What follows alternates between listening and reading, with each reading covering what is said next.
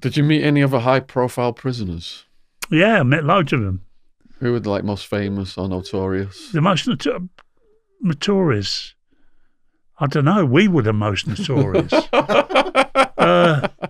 Who? Because Richardson was notorious, wasn't he? Yeah, but he weren't. I mean, Charlie was a businessman. Yeah. He never. You've met his wife. Yeah, she's lovely, isn't lovely. she? She's a good woman. Yeah. She kind of Veronica's brilliant. I mean, she just, she wouldn't be with Charlie if he was an animal or anything else like that. He's a decent man. And then who else? Roy the Weasel, Roy James. He was like the getaway driver. I met what's the name? Biggsy. Ronald Biggs. Yeah, Ronald Biggs. What was he like? Nice bloke. I've got to say, when I'm speaking to them, I'm from their world. You understand what I'm saying? They know me from prison. I know them from prison. I treat them with respect. They treat me with respect. They don't want to involve me in any crime, and I don't want to involve them in any crime. So we've got a place where we all meet, mainly at charity events. Yeah, it is. Yeah. And everybody does treat people decently. Yeah, they do. Yeah. It's nice. So that's great. I mean, people come along there. They come along there just to, I don't know, just to like invest a few pounds, buy books, buy memorabilia, listen to people talk. The greatest is what they love doing is taking photographs. Yeah. And the other thing is getting you to sign all bits of paper and books, which they then put on eBay. Did any of your time overlap with Bronson? Never. He wasn't in when I was in. But I will tell you about Charlie Bronson. One of his representatives, a guy called Gus, came to me and said, "Chris, I want to give you something." And he gave me this £50. He said, "That's from Charlie towards the charity." He was there. Oh, I didn't go. It was the other week, wasn't it? That's right. I missed that one. Well, and he gave me that. And when he learnt that we was at that the old Manor were having an auction, a charity auction, selling paintings and things, Charles Bronson sent about 4, what's the name? Yeah, his paintings down to encourage it. And also, Tony Turner brought him down. Tony does a lot. He needs a good shout up, Tony. Yeah. For what he does. But no, all in all, it's it's what it is.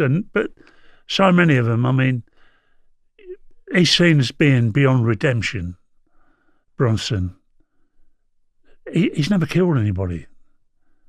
He's never really harmed anybody in prison that they've gone into a hospital or anything else like that. He's never another con, so he's gone out the door and been so badly damaged, never walked again.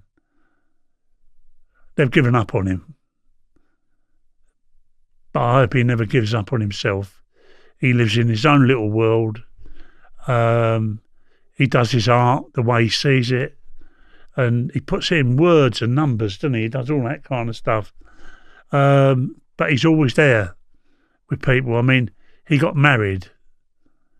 What happened there was just so tough for the guy, you understand, to deal with. She married one day and then she's out partying over in Spain the next, and then it's on all the papers, front page. It wasn't a good thing, you understand? So that guy's got to deal with that and deal with it in prison. Now, he has dealt with it. He's at Woodhill prison now. Lots of people write to him just to encourage him. And if anybody, wants to write to him, he loves getting a letter. And he responds to them as well. So, I just hope to God he gets a chance. Yeah, mail is like gold in prison, isn't it? You see the fellas looking at the guard. That's right, yeah. And they're sad if they don't get any. That's right. I mean, a letter means so much to a man. Yeah. Well, they've got nothing. But when they pick up that little piece of paper, at least somebody cares, doesn't it? And that can mean an awful lot. That, for me personally, I'd like to see Charlie go to somewhere like Yeldor Manor, where they nurture him, bring him into the community, but he would be prepared for that whilst he's in prison. They'd take him out for a day somewhere. Let's see how he responds. We would rehabilitate him. Instead of having him sitting in a cell, not talking to anybody, not meeting anybody else, only prison officers, it's, ain't giving anybody a chance. It's a waste of taxpayers' money. It is a waste of taxpayer money. Yeah, it really is. He's done 45 years. Yeah. So I've watched these various movies about the Krays. Are they realistic? And have you watched them yourself? And what do you think? No, I had quite a bit to do with Legend, and I still meet up with the producer, Brian Eglin, and what he wanted a story. He didn't want to go along with the violent part, although that was part. It couldn't all be about that. It had to be about something else. And I was telling him about Frances. And now, in my opinion, what happened was her going down brought us all down. And Reggie couldn't handle it. He couldn't deal with it. And he just was a loose wire, really, in many respects. No, I think that Legend is a love story. I think the other Kray films I've not watched them really. I'm not interested because it seems everybody's jumping on the bandwagon and nobody's telling the real story. It's the way they see it. They weren't there. They weren't sitting in the dock. They weren't observers. Many of them weren't even alive. They weren't even born.